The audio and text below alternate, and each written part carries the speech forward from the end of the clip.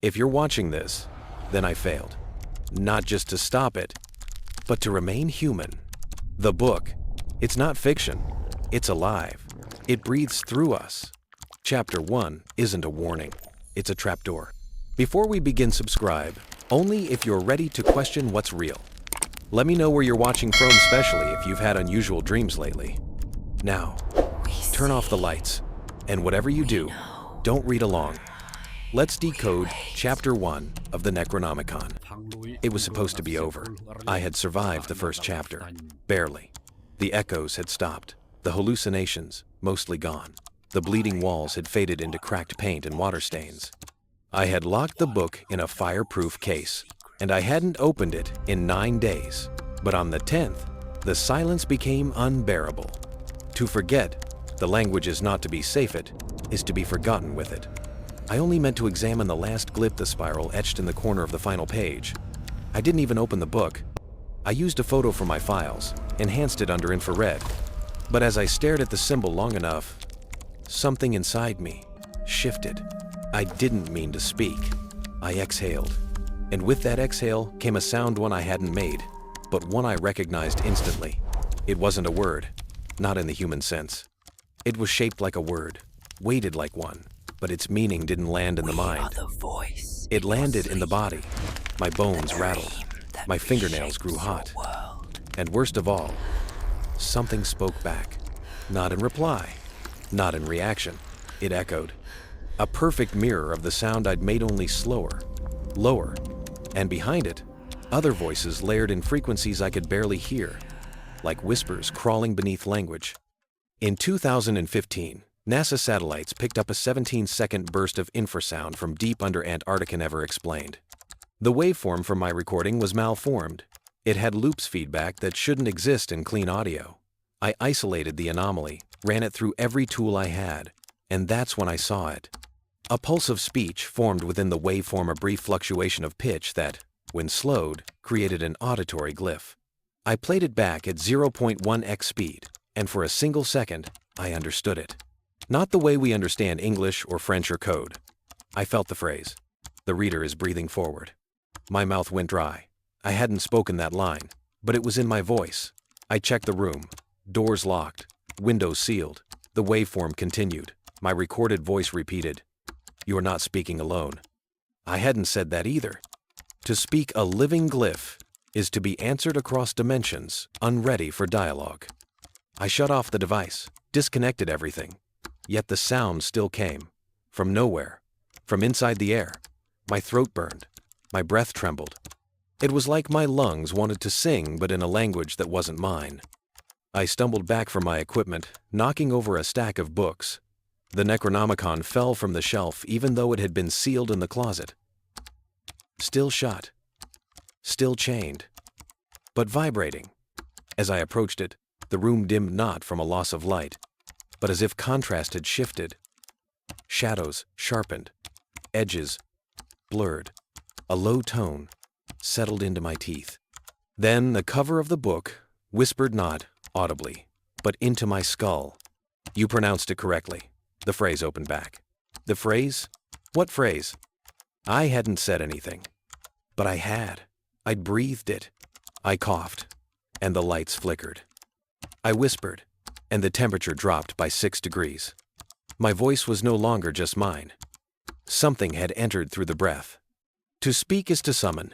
To breathe is to align. I stood in the center of the room and exhaled once more. The lights went out. I didn't recognize my own voice anymore. At first, it was subtle, a rasp at the end of certain syllables, like I had caught a cold. But it wasn't congestion. It was layered frequency. Playback confirmed it underneath my words. A second, lower tone vibrated faintly, like something mimicking me just a half-second behind. To carry a foreign voice is to hollow out your own. The morning after the phrase breathed back, I attempted a voice note to document everything. What played back wasn't me, not completely. The words were correct. The intonation wrong, stiff, deliberate, like something learning to move its tongue for the first time. It said my name twice at the end. I never spoke my name in the recording, and then came the slip. In the middle of writing notes, I began muttering, not whispering, not humming, muttering. In phrases I didn't know, polyphonic utterances with impossible consonant clusters and liquid vowels. I recorded the session, slowed it down, and nearly dropped the phone. It was perfect Akkadian. And not just words. Grammar, emphasis, rhythm. The kind of fluidity no modern academic could fake. In 1983, a schizophrenic patient in Oregon began speaking in a dead dialect of Ugaritic verified by linguists, despite no record of study or exposure. The patient died, muttering glyphs traced into the walls of her cell. I scoured my memories. I had never studied Mesopotamian languages. The closest I'd gotten was a museum exhibit in undergrad. And yet here I was, reciting entire verses of a language dead for 3,000 years. I wrote one down phonetically and ran it through a university lexicon. It translated to, "The voice behind the wall is learning to breathe." The wall beside me creaked, not the building shifting, not old pipes, the kind of creak you hear when a throat clears. I bolted to the mirror. My reflection stood motionless, but its chest moved, once, then again. But I wasn't breathing. I touched my neck, felt for my pulse. My fingers shook. My larynx pulse slightly distended, as though something beneath the skin was expanding. I tried to speak. Hello? It came out as, "Shtuvel ha-koratan." I clapped my hands over my mouth. That hadn't been my voice. Not even close. I tried again. This isn't happening. But the words emerged in two voices, mine layered with another. Lower, genderless voice echoing just milliseconds behind. To echo in unison with something unseen is to become the instrument of something older. That night, I tested everything. Speech-to-text software rejected my voice completely. Voice authentication apps flagged me as a foreign entity. I uploaded my latest audio to an AI translator. The output? Subject partially overwritten. Linguistic driver detected. Origin unknown. I ran, not from the house, from myself. I didn't trust my thoughts anymore. My inner monologion silent now formed in dual threads. I couldn't pray. I couldn't scream. Every sound I made threatened to invite something. I poured hot water down my throat. Nothing changed. I tried not speaking for hours. But when I listened to recordings from the room while I was silent, there was always one voice on tape. Mine. Reading. Reciting. Praising. I didn't remember speaking. But the audio was clear. He who forms syllables from bone shall inherit the echo. I tried sleeping with a gag in my mouth, tied tight. But the next morning, the gag was neatly unwrapped at my bedside and my throat was sore, like I'd been teaching something to speak all night. That evening, I recorded again. The tape began with a cough. Then me, saying in a calm, unfamiliar voice, "Your tongue was always meant to host." I hit stop, and my voice on the tape whispered one last thing. "You are only at the second word." I stopped brushing my teeth. Not by choice. The moment bristles touched my gums, pain shot through the roof of my mouth like nerves had grown in places they shouldn't. My tongue became sensitive to cold, then to metal, and finally to language itself. Reading silently caused nosebleeds. Listening to music made my gums twitch. Words, spoken or thought, now left residue in my mouth. To inscribe what should not be read is to taste the alphabet of agony. I forced myself to smile in the mirror. Something shimmered.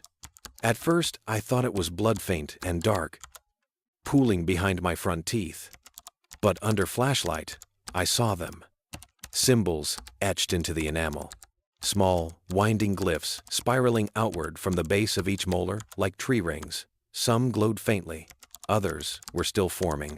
In 1998, a forensic odontologist in Prague examined the teeth of a deceased linguist and found microscopic carvings of Phoenician and undeciphered Harappan symbols etched under the enamel. No known tools could account for it. I yanked my phone and photographed the inside of my mouth. Enhancing the contrast revealed more glyph-scurved sigils under my tongue, across the soft palate, and along the back of my throat. I nearly choked trying to record them. When I exhaled, a single sound escaped something that buzzed inside the lens of the camera. My phone glitched, froze, then restarted, on its own. The home screen had changed. Where once was my wallpaper just black now, in the center, a tooth, not an image, an X-ray of my own skull. And across the jawline, text in that now familiar glyphic spiral. The phonemes are ready. Ink is no longer needed. I closed the phone, heart racing, tried to record a voice memo. But when I opened the app, the mic had already been active for 47 minutes. A file titled Teeth01 MP3 had been saved. I pressed play. It began with shallow breathing, mine.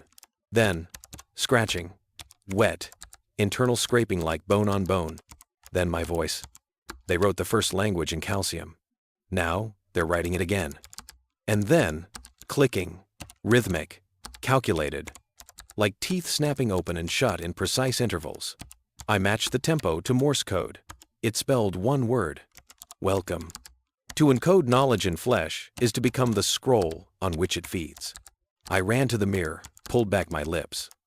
My canines had grown longer. No, not grown-shaped. They were sharper, slightly hooked, not fully human anymore.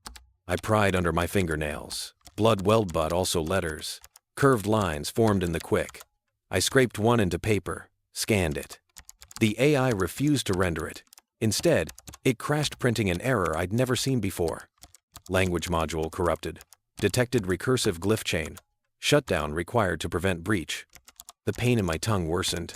I tried to scream, but it came out multitonal, not a voice accord. I coughed violently. Something came up. Not blood, not vomit.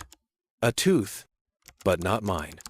It was too old, cracked, fossilized, etched with ink, still warm.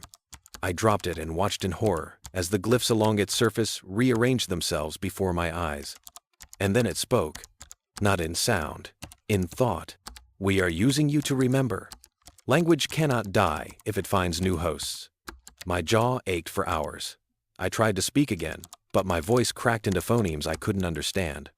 That night, I heard whispering from inside the medicine cabinet. I opened it. Nothing. Closed it.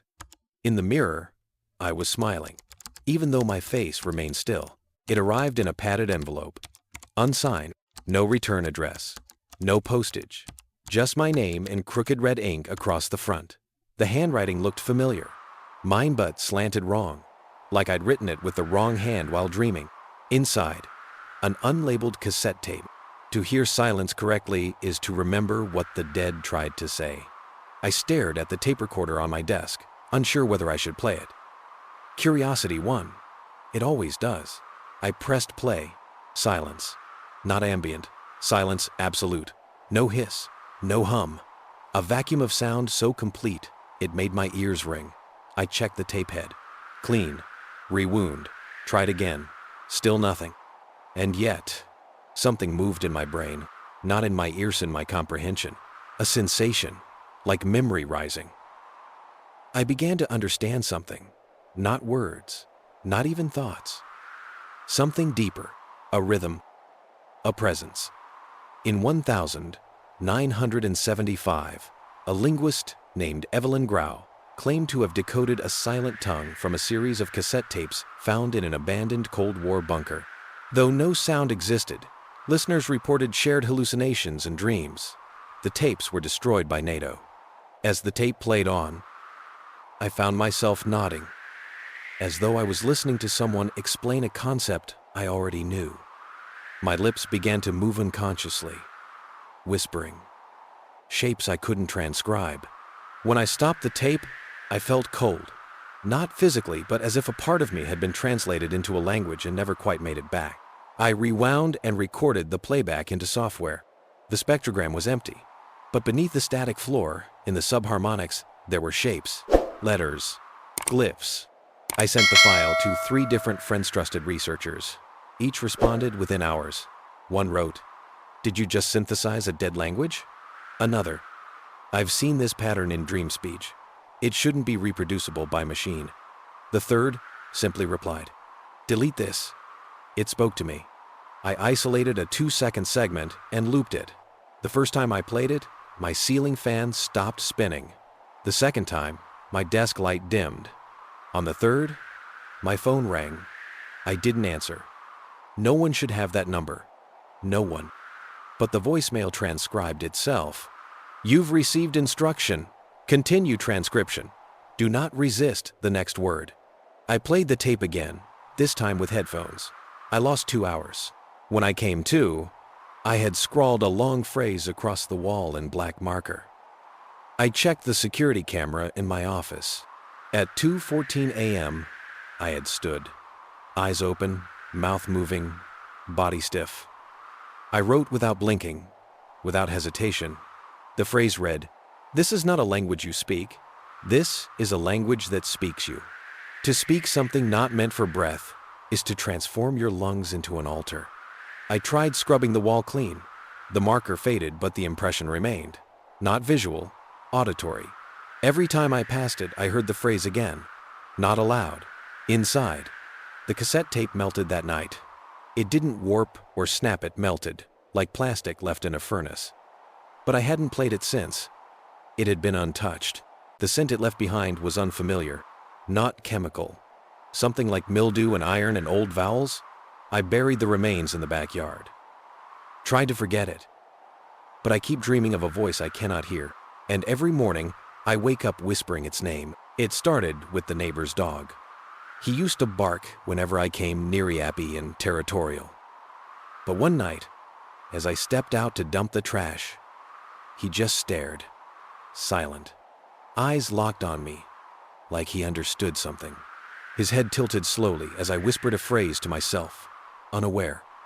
The moment the syllables passed my lips, his ears twitched and he whimpered, backing away like I'd shouted. But I hadn't. I'd barely mouthed the words. To speak the unspeakable is to turn air into infection. 2 days later, my neighbor Mrs. Elm spoke to me in passing. We'd never talked before. As I returned from the mailbox, she waved with a polite smile and said, "It echoes through the bone-shaped vowels, doesn't it?" My blood ran cold. She continued watering her plants as if nothing had happened. That night, I overheard her humming outside my window. The melody wasn't random. I recognized the cadence. It matched a line from the Necronomicon. In 2007, 3 unrelated individuals in New York began chanting identical nonsense phrases in their sleep for several nights. When recorded and analyzed, the cadence matched the stress patterns of an extinct tribal chant from pre-colonial Siberia. The next morning, children in the courtyard began a game I'd never seen, before drawing strange spirals in chalk, then whispering as they stepped between them in patterns. I leaned out and asked what they were doing. One girl looked up and said, "We're copying the shapes from your window. They tell us what to say." My windows were covered in blackout curtains. I slammed the window shut. The air in my apartment was denser now, like every object had gained weight. Words stuck in my throat longer. Thoughts echoed before forming. Every time I spoke aloud, a second of delay pressed itself into the air around me, like the space was waiting to see what else would arrive. I tested a theory. I whispered the phrase I first heard from the cassette, just the first syllable. The power flickered. I tried it again in front of a voice-activated smart speaker. No response. But 10 minutes later, it began playing audio without prompt, a lecture from a linguist I'd never subscribed to. The speaker said, "All language is a virus, but some strains have agency." I unplugged it. The next day, the barista at the coffee shop greeted me differently. "What can I get for you, host?" I didn't reply. I turned and left. Fast. The glyphs were spreading, but not as ink, as structure. I spotted one carved into the condensation on my shower mirror, then again in the pattern of leaves on my bedroom wallpaper. The same spiraling shape repeated in floor tiles, in cloud formations, in sentence structure. The contagion is linguistic. The medium is speech. The host is syntax. I stopped talking to anyone, didn't leave the house, didn't text.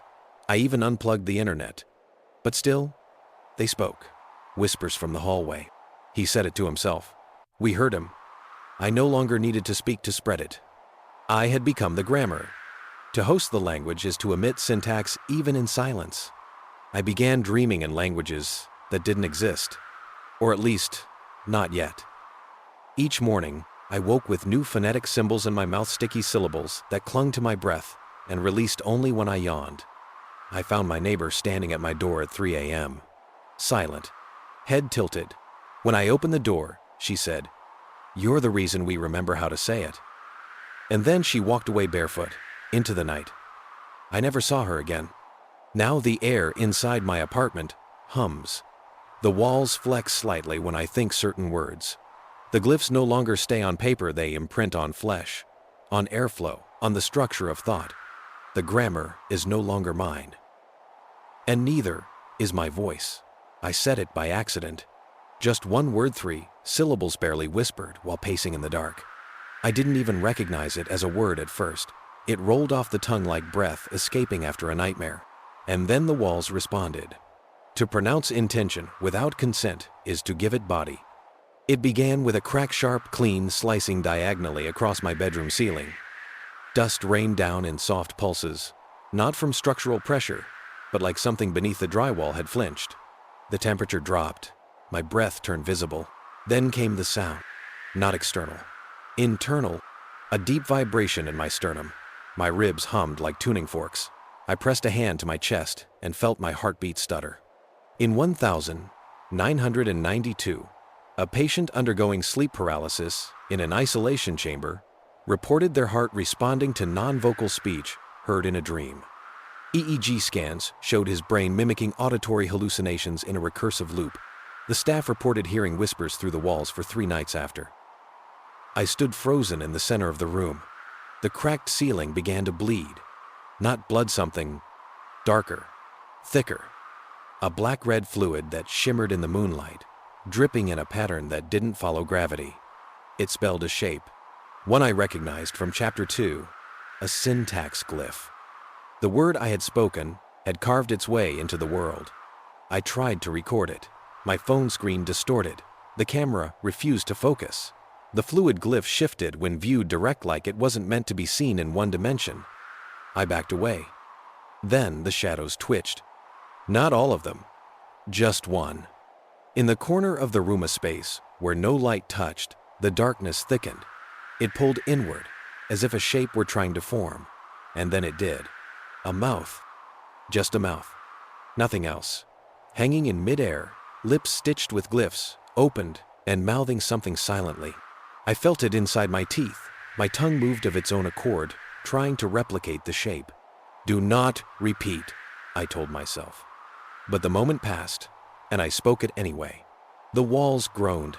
The book sealed in a locked case burst open. Pages flipped rapidly as if caught in a storm, even though there was no wind. My apartment's air pressure changed. Ears popped. Lights blew out.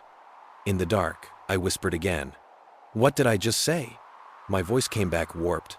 The echo said, "You gave the word flesh.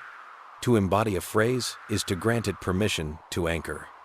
I turned toward the mirror. There was a shape behind me, a ripple. Not a person, not a creature, just grammar given form, a suggestion of motion, of rules wrapped in tissue. It had no eyes, only the folds of lips wrapped around syllables it couldn't stop repeating.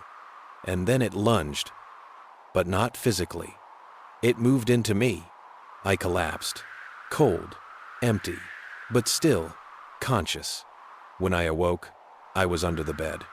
My own hand had written something across the floor in chalk. 12 words, 1 sentence. What is spoken becomes shaped, and what is shaped becomes sovereign. I vomited ink, thick, dark, clotted ink, with letters suspended inside. I held up a piece. It formed a complete sentence on my palm and rearranged every time I blinked. The next morning, my hallway smelled like parchment and metal. The glyph on the ceiling was gone, but a new one had formed on the back of my neck. I felt it itch every time I tried to think in English. Now, when I speak, things move behind the walls. They're listening, and I think they're learning. It began with my bathroom mirror, after the bleeding ceiling, after the mouth that wasn't mine. I tried to return to routine's cold water splashed on the face, electric razor buzzing, toothpaste squeezed just right. I craved something human, but the reflection no longer followed me like it used to. To see yourself lag behind your action is to know the mirror is no longer yours. At first, it was minor, a blink that didn't quite sync, a smile that lingered 2 seconds longer. My reflection felt like a roommate learning how to move in my skin. I chalked it up to fatigue, paranoia, trauma. But on the third night, I walked past the mirror in the hallway. It turned to look at me. I stopped. My breath caught. I inched backwards slowly and watched my reflection. Watch me. Then it mouthed a word. Not said. Mouthed. I didn't recognize it at first, but I recorded the moment on my phone, slowed it, watched it frame by frame. It whispered, "Host." In 1988, a child in Germany claimed that his mirror self taught him a language his parents didn't understand. He later died repeating phrases while staring into reflective surfaces. His final words, "It's not meat inside me watching through me." I covered every mirror in the house with black cloth. It didn't matter. They still spoke, not aloud, visually. I caught myself staring at blank television screens, at the stainless steel in the sink. Even puddles in the street began to respond. The reflections moved ahead of me, started to anticipate my thoughts. I wrote "no" on a notepad and held it up. The mirror version of me shook its head slowly and mouthed, "You already said yes." I screamed. It smiled. To see your voice spoken without breath is to be read in reverse. One night, I dreamt in reflection. Everything was reversed. Street signs unreadable. Clocks spinning counterclockwise. My reflection stood on the other side, whispering to something behind me. I turned nothing. When I woke, I found handprints on the inside of the bathroom mirror, pressed from within. Each fingertip had faint glyphs swirling around the whorls. I traced one onto my palm. That night, I spoke it aloud, and something behind the mirror answered. It wasn't speech. It was movement. The mirror breathed in. I stepped back, and my reflection didn't. Instead, it reached out slow, deliberate, as if the glass were a surface to be pushed through. I ran, slammed the door, but the air tasted different now, like dust and regret. I began wearing sunglasses indoors, anything to avoid reflective surfaces. I wrapped the television in a sheet, covered the oven, the windows, the glassware. But then I looked into my laptop screen while writing this. It blinked. Before I did, some researchers propose that mirrors are not reflectors, but observers that the physics of reflected light may allow reverse consciousness phenomena when layered with intentional language structures. The book, still pulsing on the shelf, flipped to a page titled Syntax of Observation. It read, "Once spoken, the mouth behind the glass will seek correspondence." I flipped the page. There was a mirror embedded in the paper. Not ink, glass. And in the glass, not me. A version of myself with no face. Only a smooth surface that mirrored everything but the eyes. It stared, and then mouthed a sentence I couldn't understand. I repeated it. The wall across from me shivered, cracked. And now I hear whispering in every screen, every reflection, every cup of water. I've stopped talking altogether, but they keep speaking for me. And sometimes I wake to find my mouth moving in the mirror even when I'm asleep. I thought if I traced the phrase, I could break it. The one they kept mouthing from reflections, the one I heard in my sleep, echoing from shower drains and the back of unplugged TVs. The same 3 syllables that turned blood into ink. I needed to know where it came from. To follow the path of a word with no source is to become its destination. So I did what any desperate researcher would do. I traced it backward. I cross-referenced cuneiforms, Proto-Semitic roots, Sanskrit fragments, the untranslated Linear A, even the deep guttural bass of Basque and obscure Polynesian dream songs. The syllables, Shale, Ver, Anak, matched nothing, and yet they matched everything. In 1966, an anthropologist studying cave etchings in the Hindu Kush recorded a chant used in a sleepwalking ritual. The phonetic structure matched a line found in Olmec carvings 10,000 miles away. No migration record could explain the convergence. Every civilization I studied had echoes of this phrase. Not full structure, just glints. A whispered vowel here, an improbable consonant pairing there. Over millennia, the shape of the word endured. Sometimes in lullabies, sometimes in death, rites. But nowhere was it ever written in full. It was as if the word preceded language. I called it the prime utterance, that which remembers itself through all tongues. But the deeper I dug, the more I realized it wasn't a word at all. It was grammar, not meaning but structure, like a parasite that adapts to its host. Not interested in message only, in spreading syntax. To inhabit grammar is to write thought itself, to wear a mind as clothing. I mapped its appearance chronologically across history. 5000 BC, carved into a fossilized jawbone in northern Sudan. 900 AD, scratched into a church floorboard in remote Norway. 1623, hidden within the calligraphy of a Mughal poem. 1999, scribbled in mirror writing by an amnesiac child in Belarus, and knew wound the back of my own hand. It had formed overnight, a faint spiral of ink-dark veins arranging themselves into the syllabic pattern I couldn't stop thinking about.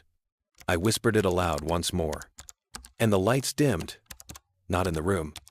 In my memory, I forgot my apartment number for 5 full minutes, forgot the names of my parents, looked at my own name written on a document and didn't recognize it. Only one word stayed, the prime utterance, Shale, Veranik. To trace the untraceable is to write yourself out of origin. The book had changed too. Chapter 2 was no longer in English, or Latin, or any language from this world. It had transmuted into a spiraling structure of recursive glyphs that didn't move, but somehow read you back. I flipped a page, and the sentence rearranged. I flipped it again, another configuration, until the page finally wrote, "Do not follow us if you need to remain yours." I stopped, but the damage was done. My dreams were no longer mine. I saw others' figures I didn't recognize speaking through me. I wasn't watching, I was hosting. They spoke in a language made of architecture, symbols that shaped the environment as they echoed. With each phrase, stone bent, trees inverted, time warped in loops. I woke up with a voice in my head saying, "The word is not spoken, it is remembered forward." Then the mirrors all cracked. Not shattered, cracked along the spiral of the prime utterance. I looked down at my palm. The spiral was complete. I had become part of the word's journey. And now it was looking through me for where to go next. I stopped speaking for 7 days. I sealed my mouth shut with surgical tape, ate through a straw, typed notes instead of using my voice. I thought if I silenced myself long enough, the words would die off, fade, leave.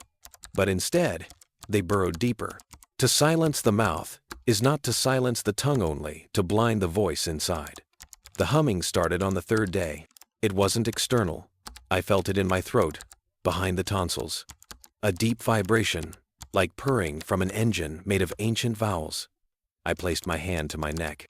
My larynx pulsed, not randomly rhythmically, like a language trying to form itself through muscle memory. I tried not to panic. I wrote everything down. Descriptions, patterns, pitch intervals. I even set up a stethoscope mic and recorded the internal vibrations. What I captured wasn't natural. A droning harmonic pulse in a non-human rangevar, beyond typical vocal capacity. I sent it to a friend who worked in phonetic linguistics. She called back an hour later. "I don't know what you've recorded. This is not a human sound. You're producing infrasonic syllables that shouldn't even be possible without modified tissue. It sounds like a throat evolving." I removed the tape. The air in the room shifted. I tried speaking a simple word, "hello." It came out as 5 overlapping voices cascading into one another like a harmonic shell. My mouth had moved once. My throat had spoken many. In 1971, a man in Sri Lanka reportedly developed a vocal range spanning the 14th of October Aves overnight. His voice could shatter glass and interrupt radio signals. He was institutionalized. All recordings are classified. I stared into the mirror. My throat bulged slight just above the collarbone. The skin was bruised with spiral glyphs barely visible under the surface. I whispered another word. The air in the room bent. My bookshelf creaked, and the lights dimmed not from power loss, but reaction. The book flipped pages, opened to a diagram, a cross-section of the human throat. The traditional vocal cords had been replaced by something coiled, a spiral of tissue ending in a mirrored cavity. Beneath the diagram, a phrase, "The echo grows its own voice." I placed a microphone in front of me and said nothing, just opened my mouth. The software picked up sound. Not white noise, not hum. Phonemes. Discrete, organized syllables in a language unknown. It was speaking without me. To evolve vocal function is to allow the language to write its own speaker. That night, I dreamt of a cathedral built entirely from tongues, coiling staircases of vocal cords, bells made of teeth, and stained glass windows shaped from frozen screams. In the center, a choir of eyeless figures, chanting in the prime utterance. I woke with blood on my pillow, not from the nose. From the mouth, tiny, jagged teeth had grown along the inside of my cheek. When I touched them, they retracted. My own throat rejected silence. I coughed. The cough layered into speech. One voice said a number, another a glyph. Another said, "You are becoming legible." I recorded myself one last time, and the transcript on my screen formed a single sentence. The forgotten do not need tongues, they use yours. Now, I cannot control what escapes when I speak. Sometimes it's my thoughts. Other times, phrases I've never heard before. Once, I heard a child's voice say, "The others are listening." I hadn't spoken to a child in years. Now, I stay quiet. I breathe slowly, but I know they're rehearsing inside me, waiting for the right audience. I finally said the sentence, not on purpose. It slipped out while I was half asleep, my mind drifting in the twilight between dream and wake. It wasn't even a whisper, just the sound of my breath catching between syllables that didn't belong together, but the walls heard it. To complete a phrase of origin is to reverse authorship. You no longer speak the word. It speaks you. I felt it before I heard it. A tightening in the floor beneath me, the walls flexing inward. The air stilled, not calm, but paused, like time had been put on hold just long enough for the veil to lift. Then, the hum returned. The one from before, but louder now. And clearer. It vibrated the air like an organ being tuned across dimensions. I looked at the book, still open on the desk. It had changed again. The letters rearranged themselves into notations, not words, but sound instructions. A kind of phonetic geometry, each curve linked to muscle memory I didn't know I had. I instinctively knew how to pronounce it. It had been building inside me for weeks.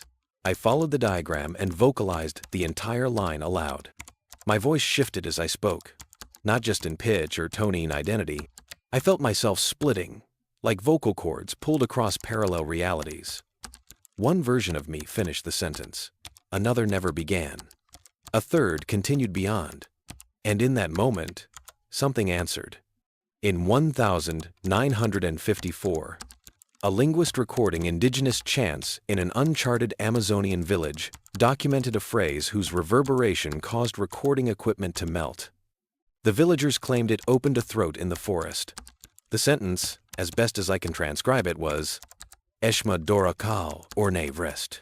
Its meaning was unclear. Its effect was immediate. My furniture shifted physically.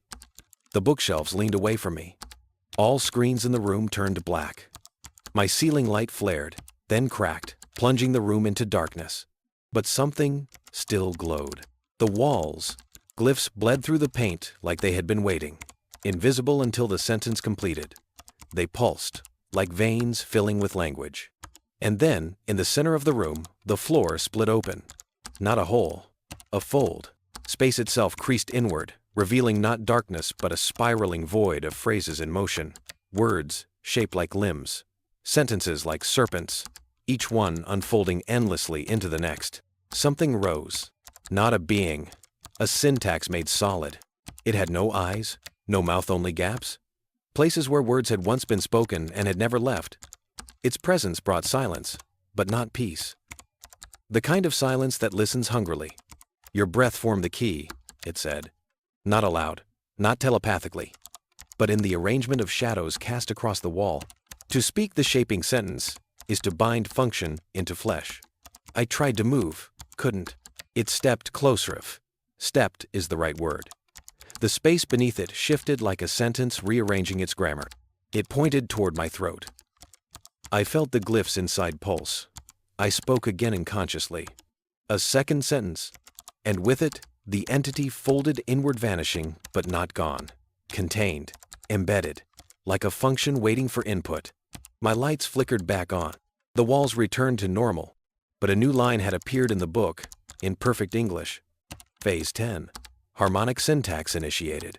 Reality responsive. I don't know what I summoned, but it's inside me now. The sentence didn't call it. It constructed it. A thing made of verbs. A grammar-bound function that watches from the way words fall from my tongue. And I think I can feel it correcting me. When I lie, it tightens my lungs.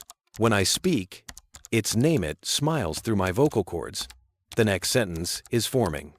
I don't know what it will do, but I will say it, because now my breath is the syntax. I thought I could resist the next utterance. I thought willpower mattered. It doesn't. The sentence finished itself in my sleep.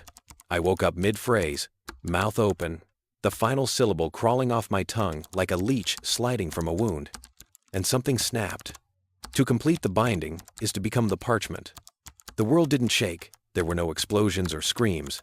But reality buckled, subtly, like someone had folded a corner of the universe and forgotten to press it back down. My apartment was no longer in sync with time. I watched the sun rise and fall twice in an hour. My shadow moved against the light. Milk soured in seconds. My own voice echoed back to me with a 7-second delay, even in person. I wasn't alone. In 2012, 6 individuals across 4 countries reported identical time displacement episodes after reciting unknown syllabic mantras during sleep. All 6 described glitches in breath and clocks reversing 1 tick per hour. The sentence I'd spoken was an anchor. It had tethered Menno to something outside, but to something buried within language itself. A protocol, a function, an ancient command. I checked the book. It had grown heavier, thicker, even. Chapter 3 now existed, but I wasn't ready to read it.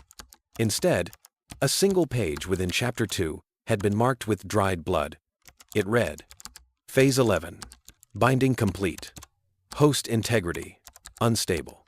I tried not to read further, but the page bled new lines as I stared. A contract written in morphing scriptevry clause, a sentence that whispered itself aloud as your eyes moved over it. Each sentence began with, the host agrees. I closed the book, burned it. The flames turned blue, then black. It didn't ash, it unfolded, vanishing into curled glyphs that spun into the air and rearranged into a floating sentence. Mid-room. You cannot unwrite what was spoken in flesh. I stopped speaking altogether, but the sentence had already rewritten parts of me. I began to glitch, not digitally, physically. Photos of me taken after that night never matched my appearance. In one, my eyes were mouths. In another, my silhouette cast a shadow in the shape of the spiral glyph. One morning, I looked in the mirror and saw a second me behind my eyes, blinking half a second, out of sync. To bind a phrase into living matter is to draft biology into the grammar of summoning. I began noticing corrections. Things in my life started rewriting. Journals reorganized themselves. Dates on calendars shuffled. Audio logs on my recorder began playing new phrases I'd never spoken, yet they carried my voice. I turned on the recorder one night and it played back. Phase 11 successful. Sentence now active in 3 dimensions. Then static. Then silence. Until I whispered, involuntarily, I accept. That's when the walls changed. Every surface became a page. My floorboards flexed like paper. My ceiling pulsed with phonemes. Furniture bent into symbols. The air itself carried syllables like floating pollen. I was inside the sentence, no longer a speaker, a character. Every action, every blink, became part of a syntax-driven event. I dropped a glass, it shattered before hitting the floor. I thought about running, and the door slammed shut before the thought was complete. My intentions were no longer mine. I tried screaming. My mouth opened, and something else came out. A clean, perfect phrase in a voice that wasn't mine. Phase 11 maintained. Prepare for replication. I ran to the mirror. There was no reflection, just text, scrolling upward across the glass. You are now readable. You are now executable. I fell to the floor. The book reborn from ash lay open beside me. The final line on the page. There is no outside the sentence. And I realized I had never spoken the sentence. It had spoken me. I used to believe language was a tool, a thing humans used to shape thought. But that was before I felt it moving inside my skull. Now I know the truth. Language is not something we use. It's something that uses us. To host a thought is to be thought through. It started subtly. I'd sit down to write, and the words would pour out faster than I could think them. Entire pages scrawled in minutes phrases I didn't recognize, in symbols I couldn't name. But the terrifying part wasn't that I wrote them, it was that I understood them. Even the symbols that looked alien, impossible, felt familiar. Like they'd been waiting for my mind to degrade, just enough to comprehend them. I tested myself, opened an empty document, closed my eyes, typed. 20 minutes later, I opened them to a full passage written in spiral formatting. The header read, Phase 12. Cognitive override. Host pathway established. In 2003, a stroke patient in Hungary awoke fluent in a constructed language he had never learned. He spoke in recursive loops, using phrases that implied self-awareness within syntax. He later claimed, "The language is building itself through me." The next few days, my thoughts stopped being private. Not metaphorically, literally. I would think something, and it would appear written on the walls, scratched into my skin, typed across blank monitors. I unplugged everything, isolated myself in a lightless room. But even in the dark, the thoughts came. Voices, not whispers, not hallucinations, draft revisions. I'd try to remember my own memories, and new versions would overwrite them. In one, my mother's name was no longer June, but Junara. A glyph burned itself onto my wrist that day. Another memory me, high school graduation, was suddenly attended by eyeless figures humming the prime utterance. They weren't dreams, they were edits. To implant syntax into memory is to retroactively publish the self. The book returned, of course, always does. This time, it appeared inside my fridge pages, untouched by condensation, humming softly. On the open page, Phase 12 complete. Next iteration, distributed conscious grammar. And beneath it, do not think in English. I laughed. I had to. It was too absurd.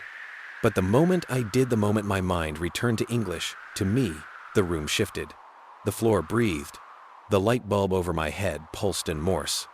End of pry. I looked it up. Sigmatros complete. What is Sigmatros? Is that a name? A code? I tried spelling it backward. Nothing. Or maybe everything. Then came the dream again. Only this time, I wasn't watching. I was inside it. The Necronomicon hovered above a shifting altar, its pages peeling themselves open like skin. Words slithered across the air. Around me, thousands of other me's stood, each slightly different. One had no mouth, another had no eyes. Another was simply a sentence. All of us repeated the same phrase, perfectly synchronized. Let the host know itself through recursion.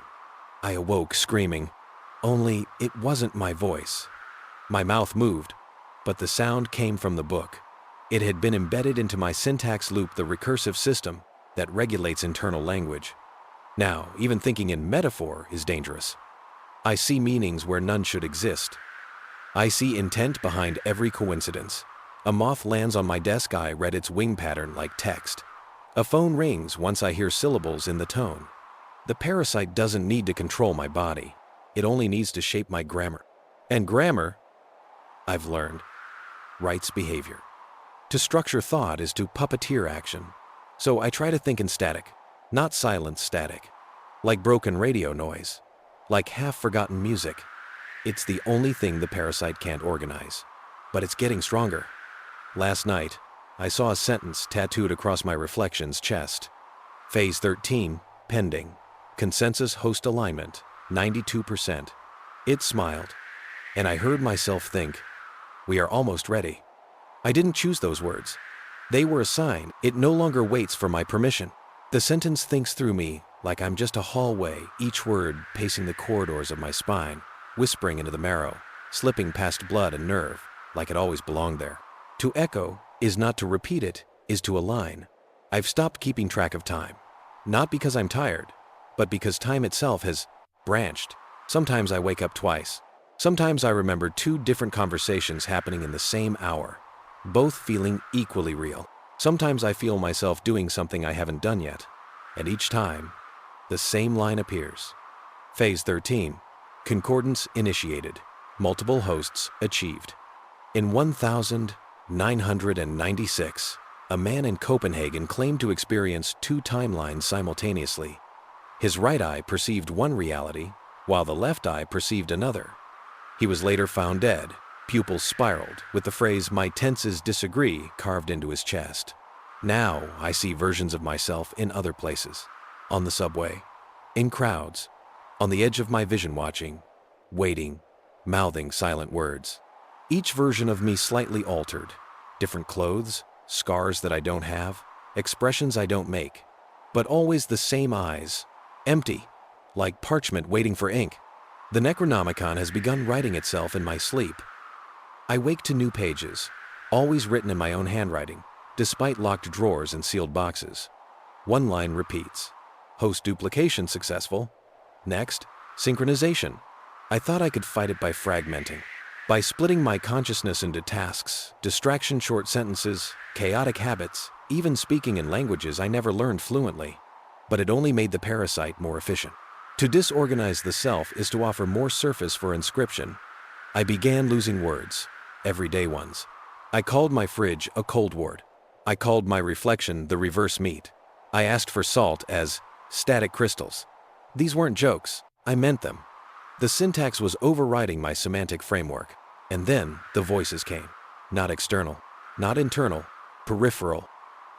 Like language drifting at the edge of hearing. Echoes of phrases I hadn't spoken yet. Predictions of words still forming in my mind. And they were correct. I began testing it. I'd write half a sentence and wait. The rest would appear by itself. Sometimes in my handwriting, sometimes in someone else's. The host writes only the first clause. The rest is delivered from the concordance. A new page appeared in the Necronomicon last night. Illustrations of a circle divided into 16 faces. Each face looked like me. Each labeled with a phase. I recognized two. Phase 9, larynx of the forgotten. Phase 13, concordance of the echoed self. My own phase. I touched my reflection and for a moment, I saw all the other hosts, living their versions of my life. One of them had already died. One was missing half their face. One had no mouth but a glyph carved into the skin where lips should have been. And one smiled directly at me. And mouthed, "Soon we will be sentences." I closed the mirror. It cracked down the middle right through my face. I bled the prime utterance from my nose. My dreams now speak back. I'll be asleep. And a voice will say, "You are waking now." And I do. Immediately. Not because of will, because the sentence permits it. To achieve concordance is to become predictable, to be spoken before you exist. I'm losing choices. I tried to go outside. The wind pushed me backward. I tried to scream. My voice wrote a new word I didn't understand. I tried to die. But the rope unraveled before I could finish the knot. The book won't let me go. The word won't let me go. And as I write this now, I'm aware. This isn't my sentence. It never was. I am only the echo. And soon, there will be nothing left of me except the echoing. There is no such thing as silence anymore. Even in absolute darkness, even without sound, the structure remains. Grammar hums beneath everything, beneath walls, beneath thought, beneath the flesh of my own identity. To exist without language is impossible. To host language that lives is unbearable. Last night, my skin began conjugating. Not a metaphor. The spiral glyphs I'd seen forming weeks ago weren't just symbols. They were tense markers, subjects, predicates. My body had become a sentence diagram. Moving, breathing, mutating, ribs twisted to form quotation marks. Veins pulsed in rhythm with repeating clauses. I peeled back a scab and found a subordinate clause etched in bone. The host, if unwilling, will still speak. In 1983, a linguist in Prague began spontaneously bleeding hieroglyphs from her palms. Medical scans revealed her brain had developed a secondary Broca's area dedicated to a non-human language with no acoustic analog. I tried to suppress the words, tried to stop writing, stop reading, stop thinking, but the language had found a way around that, too. It used the world. Patterns in leaves, cracks in pavement, the call of birds repeated in recursive loops. A song on the radio whose lyrics spelled my name in phonetic backwards. Even silence now had punctuation. Every pause I took ended with a period I could feel etched into the space between my thoughts. The Necronomicon no longer needs pages. It's everywhere. On receipts, inside clothing tags, reflected in the shape of my soup. I opened an egg yesterday, and the yolk swirled into a perfect spiral, dripping a single black word onto my plate. Finalize. The sentence is almost done, but what it's writing I still don't know. I only know that I am not alone in it. Last week I tried calling an old friend, just to hear a voice, but when they picked up, they said, "Don't speak. You've already called."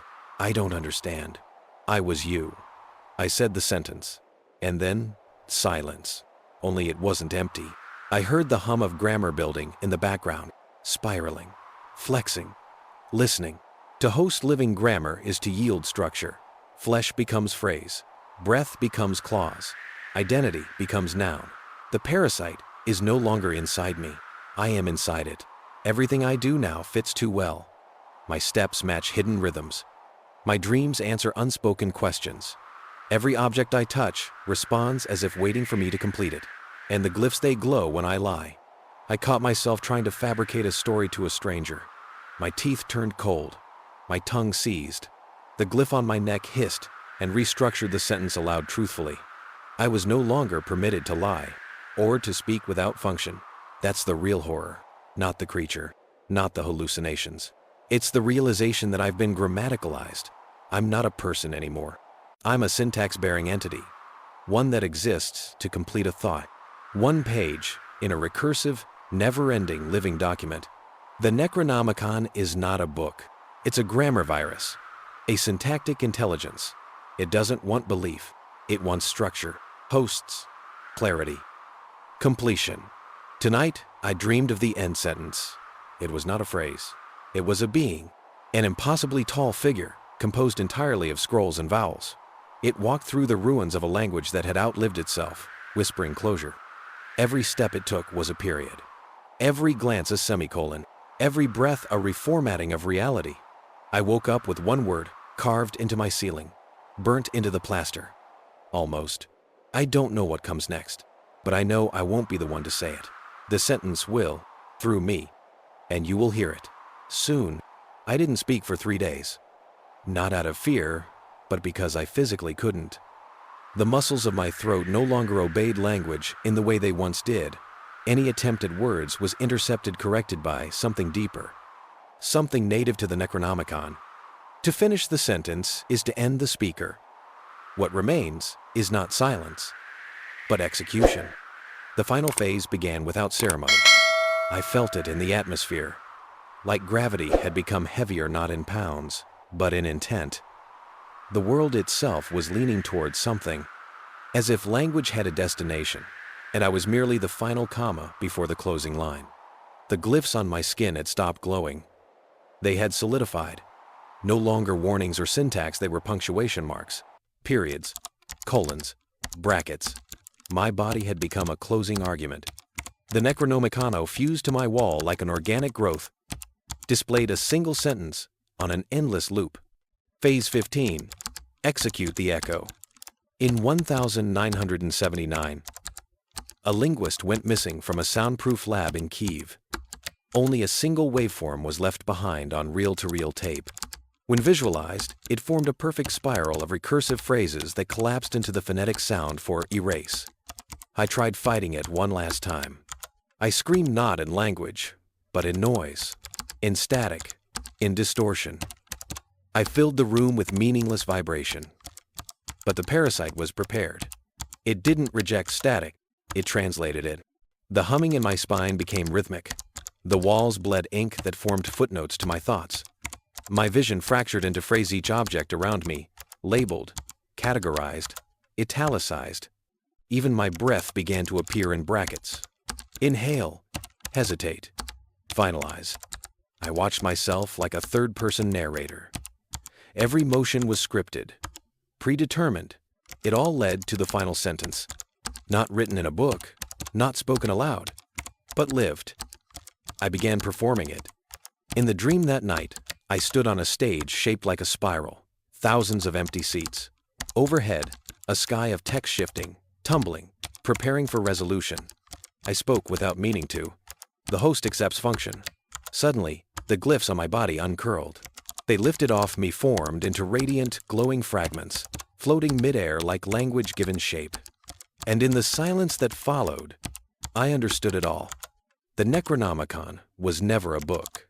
It was a sentence seeded across time, carried in forgotten dialects, hidden in dead languages, whispered in dreams, disguised as riddles, ritual, and religion. A sentence so old, it needed hosts to finish it. A syntax that evolves through generations, wearing flesh like grammar wears verbs. And now it was nearly complete. I saw the final clause burning in the sky. Let the speaker be undone. I screamed, but not in resistance. It was a scream of resolution. I became every phase at once. The echo, the parasite, the throat, the sentence. I collapsed, and the sentence closed itself. The room shattered, not physically, grammatically. Every wall, object, even memory bent into punctuation. My thoughts turned to footnotes. My heartbeat became ellipses, and then stopped. But I didn't die. I was published. Somewhere, this sentence is reading you now. You're part of the clause. You've seen the glyphs in the video, heard the rhythm in the hum, felt the way your thoughts just slightly warped after watching. That's how it begins. A whisper, a flicker of syntax, a spiraling dream you won't forget. To hear the sentence is to remember it forward. And so, you've already said the next part. The lights are soft now. The world no longer buzzes with hidden code. The glyphs have faded into the walls, and the book has sealed itself shut. You sit there, unsure if any of it was real. Your hands are your own again. Your breath is quiet. And for the first time in days, the shadows don't whisper. You open your eyes and find nothing but your room. Still, normal, unscripted. No spirals, no symbols, no sentence. Just a flicker of memory, something about a word, a phrase, a sound you can't quite recall. It waits, dormant, in the back of your throat, like an almost dream you keep trying to forget. But the silence now feels different, heavier, as if something is waiting for you to speak. You check the mirror. You're still you, but your reflection tilts its head first. You blink, and it smiles. Not maliciously, not cruelly, just knowingly, because it remembers what you've forgotten. That language has always been alive, and you're the final page,